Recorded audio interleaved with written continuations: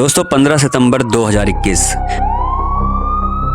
Boulder Colorado में रहने वाले रियान क्रिस्टोफ को उनकी 16 साल की बेटी सोफिया क्रिस्टोफ उसके कमरे में अनकॉन्शियस हालत में मिलती है। जब वो उसे उठाने की कोशिश करते हैं तो उन्हें रियलाइज होता है कि सोफिया की सांसें बहुत धीरे चल रही थीं। उन्हें कुछ समझ नहीं आता है कि आखिर सोफिया को हुआ क्या है और हड़बड़ाहट में वो 911 पर पुलिस को कॉल करते हैं। What is the address of the emergency? Please come now. My daughter's unconscious. How old is she? 16. Sophia! Sophia! She's on her back. Please hurry. Got them on the way. Way call पर बताते हैं कि उन्होंने काफी शोर मचाया और chest compression भी ट्राई किया, पर सोफिया की बॉडी कोई भी रिस्पॉन्स नहीं कर रही है। I'm pushing on her chest and it's making some noise, but she's unconscious. Okay, And is her she face laying is flat on almost her a little back? blue. She's on her back on her bed. Listen carefully and I'm going to tell you how to do chest compression. ये call cut भी नहीं हो पाता है कि उसी बीच लफायदे Colorado police department के एक सार्जेंट डेविड कोहेन रेहान के घर पहुंच जाते हैं। घर पहुंचते ही उन्हें सोफिया के कमरे से उसके डैड के चिल्लाने की आवाज सुनाई देती है। Up here! इसे सुनते ही वो सीढ़ियां लेते हुए सीधा सोफिया की कमरे की तरफ तेजी से भागते हैं। Sophia, let me take over CPR. Sir, does she use narcotics? वो सोफिया को सीपीआर देते हैं पर कुछ नहीं होता है। सोफिया की सांसें और धीरे हो रही थीं कि तभी ऑफिसर डेविड नारकैन का एक स्प्रे लेते हैं और सोफिया की नाक में लगाकर एक डोज देते हैं। फॉर्चुनेटली ये काम कर जाता है। ऑफिसर डेविड की समझदारी काम आती है और नारकैन के असर होते ही सोफिया फिर से सांसें लेने लगती है। सोफिया को तुरंत हॉस्पिटल ले जाया जाता है जहां उसका मेडिकल ट्रीटमेंट शुरू होता है। पर आखिर सोफिया को हुआ क्या था कि उसकी हालत इतनी खराब हो गई। हॉस्पिटल से डिस्चार्ज होने के बाद पता चला कि सोफिया को ड्रग्स लेने की आदत थी, पर उस दिन उसने एक ऐसी पिल कंज्यूम करी जिसमें फेंटनिल मौजूद था।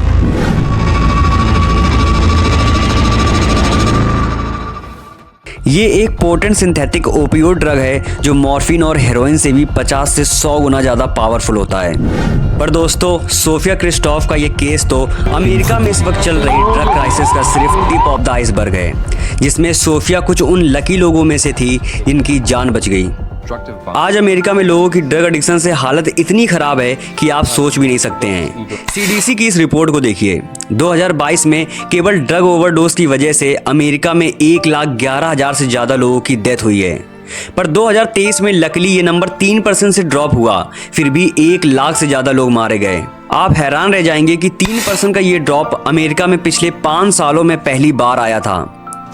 आज के समय अमेरिका में ड्रग एडिक्शन इतनी तेजी से फैल रहा है कि अमेरिका की स्टेट्स की कई गलियां दुनिया के सबसे बड़े ओपन एयर ड्रग मार्केट में बदल चुकी हैं, जो लोगों की लाइफ पूरी तरह से बर्बाद कर चुकी हैं। This is 2 streets from the headquarters of Twitter. More than 70,000 Americans died from fentanyl. But it's an open-air drug market. Have a potentially deadly dose of fentanyl. But times that this is one of America's great historic cities, home to more billionaires than anywhere on earth. Horrifyingly deadly.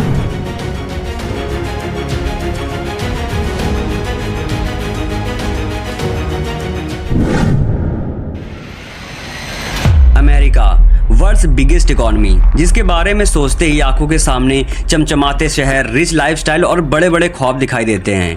पर जब आप यहाँ के शहरों की गलियों से गुजरते हैं तो आपको कुछ इस तरह के नज़ारे देखने को मिलेंगे।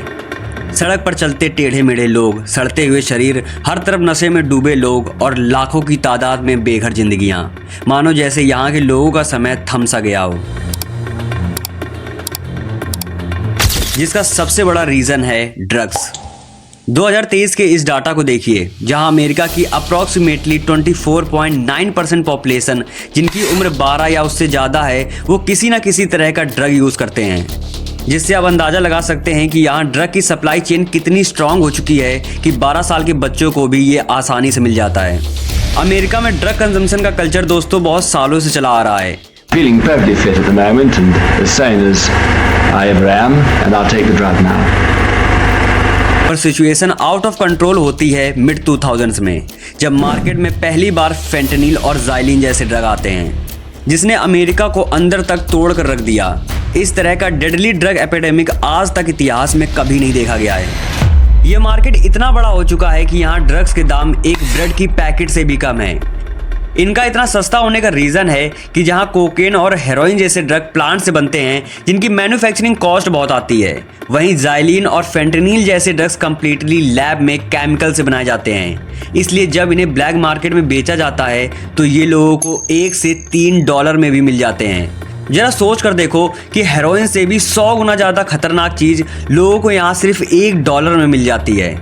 यही कारण है कि केंसिंगटन, बाल्टीमोर, कोलोराडो और एरिजोना जैसे कई शहरों में इन ड्रग्स की लत इतनी तेजी से फैल रही है कि वहाँ के लोगों के बड़े सपने और अच्छी लाइफस्टाइल होना तो छोड़ो, लोग जिंदा लाशों में बदल चुके हैं। ये ड्रग उन्हें सुबह से रात तक ज़ॉम्बीज़ की तरह अपने पीछे भगाता है। उन्हें खुद नहीं पता होता है कि आखिर वो ये क्यों और किस लिए कर रहे हैं। आप हैरान रह जाएंगे कि फेंटेनिल का सिर्फ 1 ग्राम 500 लोगों को मारने का पोटेंशियल रखता है। इसके इतना खतरनाक होने के बावजूद यूएसए में इन सिंथेटिक ओपियोइड ड्रग्स की डिमांड और सप्लाई सबसे ज़्यादा है। सड़कों पर चारों तरफ आपको हजारों की मात्रा में यूज्ड नीडल्स पड़ी हुई मिलेंगी, जितनी शायद आपने अपनी पूरी लाइफ में नहीं देखी होंगी। पेड़ों पर नारकैन फलों की तरह टंगे रहते हैं ताकि इन खतरनाक ड्रग के ओवरडोज से मरते हुए लोगों को इंस्टेंट रिवाइवल देकर उनकी जान बचाई जा सके। ये सस्ता और अच्छा नशा अब ना केवल लोगों को बल्कि गवर्नमेंट को भी बहुत महंगा पड़ रहा है। इन शहरों में हालत दोस्तों इतनी खस्ता है कि सरकार भी अपने हाथ खड़े कर चुकी है।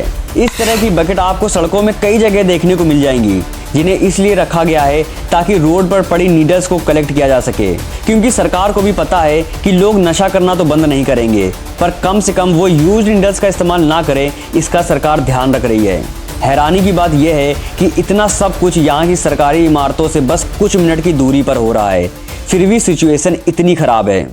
यहाँ पर ड्रग्स सस्ते हैं, इसलिए लोग दूर दूर से लेने आते हैं, पर यहीं पर हमेशा के लिए फंस कर रह जाते हैं। लोग यहाँ 18-18, 20-20 सालों से लगातार ड्रग्स ले रहे हैं। यही कारण है कि कुछ लोगों को अब फेंटेनिल जैसे ड्रग से भी उस लेवल का हाई नहीं मिलता है, जिस वजह से अब लोग फेंटेनिल को ज़ाइलिन के साथ मिलाकर लेने लगे हैं। ज़ाइलिन, जिसे ट्रैंक भी कहते हैं, असल में इसका फुल फॉर्म है ट्रैंकुलाइजर, जो कि जानवरों के लिए बनाया गया है। ये ह्यूमंस के लिए बिल्कुल भी नहीं है। यही कारण है कि इसके लगातार इस्तेमाल की वजह से लोगों में अब नेक्रोसिस की बीमारियां फैलने लगी हैं। इस बीमारी में स्किन में मौजूद टिश्यूज़ की मौत होने लगती है और इस तरह के खौफनाक निशान देखने को मिलते हैं। लोगों की इस मुड़ी हुई कमर के पीछे भी इन ड्रग्स का कॉम्बिनेशन ही है। ट्रैंक ब्रेन को इतना स्लो और मसल्स को इतना रिलैक्स कर देता है कि लोग सीधे खड़े ही नहीं हो सकते हैं, और जब फेंटेनिल का असर होता है तो वो उसी पोजीशन में जम कर रह जाते हैं। वो चाह करके भी सीधे नहीं हो सकते हैं, इसलिए गिर पड़ते हैं। असल मायनों में इन ड्रग्स ने लोगों को अंदर से सड़ाना शुरू कर दिया है, जिसके लिए ना उन्हें सरकार से कोई मदद मिलती है और ना ही लोगों से। जो आखिरी चीज़ ज़्यादातर लोगों के लिए रह जाती है वो है मौत का इंतजार करना। एंड सैडली मुझे ये कहना पड़ रहा है कि कुछ लोग तो इसे भी एक्सेप्ट कर चुके हैं कि अब वो नहीं बचेंगे। I've kind of given up on there being any help and just realized that this is going to kill me and that's what it is and I've accepted it. आप हैरान रह जाएंगे कि यूएस में मिड 2020s में opioid overdose से हुई death में 70% केवल फेंटेनिल से मारे गए। ये नंबर सिर्फ लोगों की लत नहीं बल्कि सिस्टम की नाकामी को दिखाते हैं। सोफिया क्रिस्टोफ का केस दोस्तों आपको याद है, जिसके बारे में मैंने वीडियो की स्टार्टिंग में बात की थी। 16 साल की उस लड़की का जब इंटरव्यू हुआ था तो पता चला था कि वो कोकेन, जेनेक्स, केटामाइन जैसे कई ड्रग्स पहले भी ले चुकी थी। उसका कहना था कि उसके हाथ जो लगा वो ट्राई किया। Xanax, ketamine once, acid, shrooms, Adderall. So Just pill in the pills. pill. Yeah, just like Vitamin, everything I things could like get that. my hands on. आप हैरान रह जाएंगे कि उसे ये सारे ड्रग्स स्नैपचैट जैसे सोशल मीडिया प्लेटफॉर्म से मिले थे। सोफिया का कहना था कि यहाँ ड्रग्स खरीदना इतना आसान है जितना एक सही इमोजी भेजना। आपको बस कुछ खास तरह के इमोजीज डीलर को भेजने होते हैं और आपका मनपसंद ड्रग आपको मिल जाता है। Like a fire emoji or just whatever emoji the normal dealers I have. If you know where to go, it's really easy.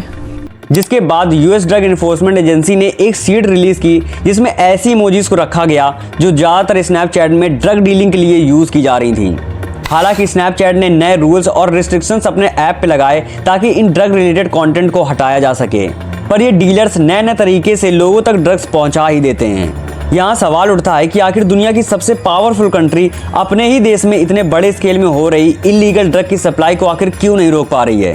Oh yeah, for all you niggas that don't know, the government suppliers. Really? Yes, they do.